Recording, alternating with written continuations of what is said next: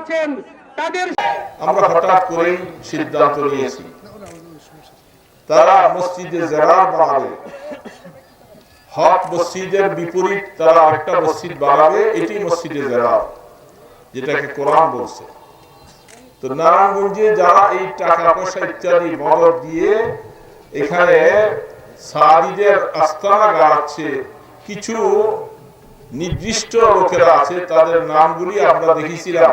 তারা টঙ্গী ইজতেমায় আমাদের ভাইদেরকে শহীদ করার পিছনে বড় মদদ তারা যোগাইছিল। এই লোকগুলি আস্তে আস্তে করে একটার পর একটা তারা এখানে নিজেদের প্রতিষ্ঠা হওয়ার জন্য তারা এখানে মজবুত ভাবে দাঁড়াচ্ছে। এই সমস্ত জিনিস যারা তাদেরকে মদদ যোগাচ্ছে, আমরা এই আজকের সমাবেশ থেকে সবাইকে জানিয়ে দিতে চাই, এই ধরনের পরিকল্পনা থেকে পিছে সরে আসেন। তারা হলে আপনাদের অস্তিত্ব থাকবে না, মনে রাখবেন। নারায়ণগঞ্জের ডিসি এসপি সাহেব নতুন আসছেন, ডিসি সাহেব নতুন আসছেন। নারায়ণগঞ্জের ম্যান্ডেট আপনাকে বুঝতে হবে।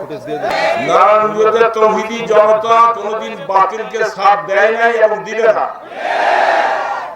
আমরা সকলে মিলে একসাথে এই কথা বলতে চাই, নারায়ণগঞ্জের লক্ষ লক্ষ তৌহিদি জনতা একত্রিত হয়ে যেমন শাপলা চত্বরের দিকে এগিয়েছিল, আবার এখানে যদি তারা মসজিদ নামে এখানে তাদের এই আস্তানা গাড়ায়, এটাকে মাটি সহ উৎখাত করে শীতল রক্ষা করে দেওয়া হবে। আপনাদের বুঝতে হবে ভাইরা আমার। পাশাপাশি আরেকটা কথা মনে রাখি, তারা বিভিন্ন জায়গায় আস্তানা করছে। সামনে আমাদের জাতীয় ইজতেমা আসছে। আমাদের ইজতেমা হলো কয় তারিখ? জানুয়ারি 31 তারা পায়তারা করছে, তারা আমাদের পরে ইজতেমা করবে। আমরা ইজতেমার জন্য যেভাবে সারা দেশ থেকে সম্মিলিত হয়ে ইজতেমার ময়দানের মধ্যে আমরা তালিম করব, ঠিক তাদেরকে প্রতিহত করার জন্য যদি কোনো দেশ সরকার দেওয়া হয়, সেদিন আবার লক্ষ লক্ষ জনতা তাদের ইজতেমাকে প্রতিহত করে কাকরাইল থেকে টঙ্গী ইজতেমা থেকে তাদেরকে বিতাড়িত করা হবে ইনশাআল্লাহ। আমি সকল দেশবাসী মুসলমান ভাইদেরকে উদাত্ত আহ্বান করব, আমাদের ইজতেমার পরে সাতপন্থীদের কোন ইজতেমা টঙ্গীর ময়দানে হতে পারে না, মনে রাখবেন। যদি সরকার সেই সিদ্ধান্ত করে, আমাদের তো কাজ এটাই, আমরা সারা দেশের সমস্ত তৌহিদি জনতাকে একত্রিত করে আমরা টঙ্গীর ময়দানে লং মার্চ করে তাদেরকে প্রতিহত করে ছাড়বো ইনশাআল্লাহ। আপনারা রাজি আছেন সবাই? রক্ত দিতে রাজি আছেন সবাই? শুধু ঘাম ঝরাতে চলবে না, যেহেতু আল্লাহ দ্বীনের জন্য মজবুতির সাথে আমাদের মনোবল গড়ে উঠতে হবে। যেহেতু আমি এই কথাটা বারবার বলছি, তারা এখন উপদেষ্টাদের সাথে খুব যোগ সদা করছে।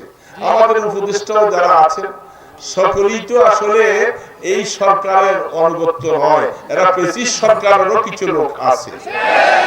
এই জন্য তাদের ঘাড়ে সওয়ার হইয়া তারা চাচ্ছে যে আবার কাকরাইল ঢুকবে, টঙ্গী ইজতেমায় ঢুকবে। এটা কোনোদিন সম্ভব না। নারায়ণগঞ্জ থেকে আমরা ব্যর্থহীন ভাষায় সকল ইমানদারকে নিয়ে আমরা আহ্বান করছি, টঙ্গীতে ঢুকতে পারবে না, কাকরাইলে ঢুকতে পারবে না, বিশেষ করে নারায়ণগঞ্জে তাদের কোনো আস্থা হতে দেওয়া যাবে না। 250-টিরও বেশি ডিজাইন অপশন নিয়ে ওয়ালটন স্মার্ট ফ্রিজ, বোঝে আপনার প্রয়োজন।